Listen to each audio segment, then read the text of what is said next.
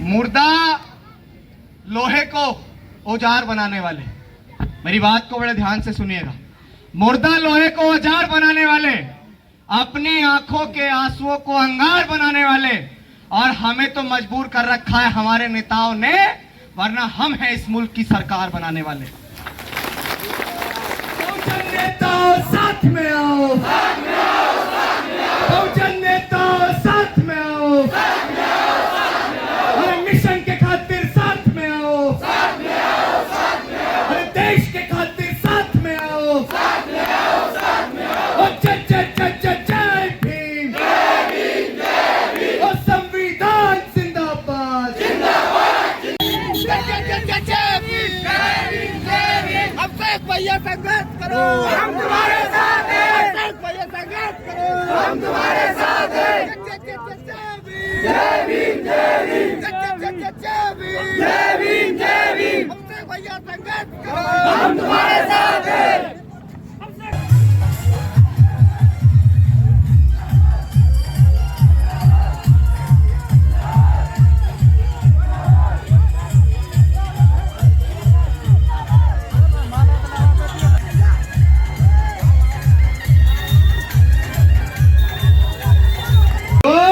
हमारे रहबर को गालियां बकरे तो गालियां मत बकना दोबारा, वरना हम भी कानून भूल गए ना तो जितनी तुम्हारी लंबाई है उससे दुगना जमीन में गाड़ देंगे।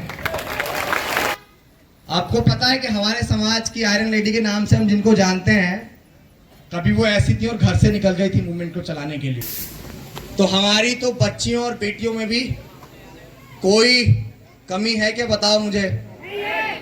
एक माननीय बहन जी राष्ट्रीय लीडर बनी और कितने समय से व्यवस्था परिवर्तन की लड़ाई को लड़ रही हैं, तो हमारे समाज की तो नारियां भी कमजोर नहीं है। और आज एक सर्वप्रथम राष्ट्रपिता ज्योतिबा फूले इस देश में शिक्षा की अलग जगाने वाले, भारत देश की प्रथम महिला शिक्षिका मां सावित्रीबाई फूले और आरक्षण के जनक छत्रपति साहूजी महाराज, और हमें इस देश में समानता का अधिकार देने वाले नारी के मुक्तिदाता विश्व रत्न भारत रत्न डॉक्टर बाबा साहेब अम्बेडकर, और सामाजिक परिवर्तन के सबसे बड़े अगुवा हमारे रहबर मान्यवर कांशीराम साहब, उनके चरणों में नमन करते हुए अपनी बात को शुरू करूंगा। साथियों, जैसा कि आप सभी को पता है कि बीती 23 जुलाई से हमने बाबा साहेब अम्बेडकर की जन्मस्थली मध्य प्रदेश के महू से एक पैदल मार्च का आगाज किया, और इस बात को कहते हुए किया कि सोचने से नहीं मिलते हैं तमन्नाओं के शहर, कि सोचने से नहीं मिलते हैं तमन्नाओं के शहर, चलना भी पड़ता है साथियों मंजिल को पाने के लिए, चलना भी पड़ता है मंजिल को पाने के लिए। हमें इस बात का एहसास हो गया, तमाम लोग काफी लंबे समय से इस बात को कह रहे थे कि समाज के नेताओं को एकजुट हो जाना चाहिए, समाज के नेताओं को एकजुट हो जाना चाहिए, समाज के नेताओं को एकजुट हो जाना चाहिए, लेकिन जमीन पे उतर के समाज के नेताओं को किसी ने एकजुट करने का प्रयास नहीं किया। आपके बीच ये नौजवान जो बीती 23 जुलाई से चल रहा है, 1 महीने से ज्यादा हो गया है, क्या अपने समाज को एकजुट करना कोई गलत बात है? मुझे हाथ उठा के बताओ, क्या समाज को एकजुट करने की बात उठाना कोई गलत बात है? क्या अपने नेताओं को एकजुट नहीं होना चाहिए? क्या हमारा ठोकर इलेक्शन नहीं लड़ना चाहिए? आज 2024 का इलेक्शन बहुत नजदीक है। बाबा साहेब अम्बेडकर, पेरियार, साहूजी महाराज और सावित्रीबाई फूले, राष्ट्रपिता ज्योतिबा फूले, इन सबका मूवमेंट खाने के लिए दुश्मन तैयार बैठा है या नहीं बैठा है? जिस भारत के संविधान को बचाने की हम लोग मांग करते हैं, क्या वो भारत का संविधान बिखरे हुए लोग बचा सकते हैं? क्या बिखर के आप लोग इस देश की सत्ता पे काबिज हो सकते हैं? बताओ, समाज के कितने नेता आपको गिनाऊं एक से एक कद्दावर?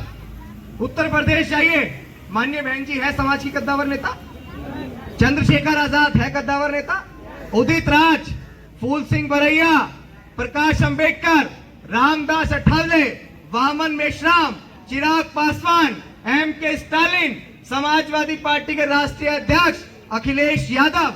अगर हम बहुजन की बात करते हैं तो वो बहुजन समाज जिसमें चमार, वाल्मीकि, कोरी, कुर्मी, पासी, धोबी, धानु, कहीर, गडरिया, गुज्जर, जाट, नाई, यादव, तेली, कुमार, महार, पटेल, डोम, वो 6,743 जातियां आती हैं जिनके साथ भारत के संविधान से पहले शोषण होता था। गले में हांडी, पीछे झाड़ू थी, सुबह शाम घर से बाहर निकलने का अधिकार नहीं था, विद्यालयों में पढ़ने का अधिकार नहीं था, और आज वो लोग अपने आप को तुर्रम खा समझे बैठे। 2024 के बाद सबका मुखालता निकल जाएगा। मणिपुर के अंदर जो दंगा चल रहा है, वो दंगे की हकीकत क्या आप लोगों को पता है? वो दंगा आरक्षण और आरक्षण विरोधियों के बीच की एक लड़ाई है, जो एक ट्रायल मणिपुर के अंदर छेड़ा गया है। और 2024 के इलेक्शन के बाद अगर आप लोग कामयाब नहीं हुए तो वो पिक्चर पूरे देश में रिलीज होगी, और जब आप सब लोग पिटेंगे तब एहसास होगा नेताओं को भी, जो लोग हमारा विरोध कर रहे हैं उनको भी एहसास होगा कि यार अगर अभिषेक के उस आंदोलन का सपोर्ट कर देते, उस बहुजन जागो मार्च का समर्थन कर देते, तो आज पिटते नहीं। लेकिन पिटने के बाद और मौका हाथ से निकल जाने के बाद अब पछतावा क्या होए जब चिड़िया चुग गई खेत। तो मौका हाथ से निकल जाने के बाद अगर पछताए तो क्या, ऐसा पछताने का कोई फायदा है? जब हमें पता है कि बिखर के शासक नहीं बन सकते और एकजुट हो जाएंगे तो हम लोग शासक बन जाएंगे, तो क्या एकजुट नहीं हो रहा है? कि राह में खतरे भी हैं मगर ठहरता कौन है, कि राह में खतरे भी हैं मगर ठहरता कौन है, मौत कल आती हो आज आ जाए डरता कौन है, और तेरी लश्कर के मुकाबिल में अकेला हूं मगर फैसला तो मैदान में होगा साहब कि मरता कौन है, फैसला तो मैदान में होगा कि मरता कौन है। और मैं स्थापित लोगों को ये बताना चाहता हूं कि राह के दरिया का किनारा भी कभी आएगा, कि राह के दरिया का किनारा भी कभी आएगा। और वक्त अगर अभी आपका है तो साहब क्या हुआ, संघर्ष कर रहे हैं ना, वक्त तो कभी हमारा भी आएगा। आएगा या नहीं आएगा वक्त? मथुरा की धरती से बताओ कि हमारे नेताओं को एकजुट होना चाहिए या नहीं होना चाहिए? दोनों हाथ उठा के बताओ, एकजुट होना चाहिए या नहीं होना चाहिए?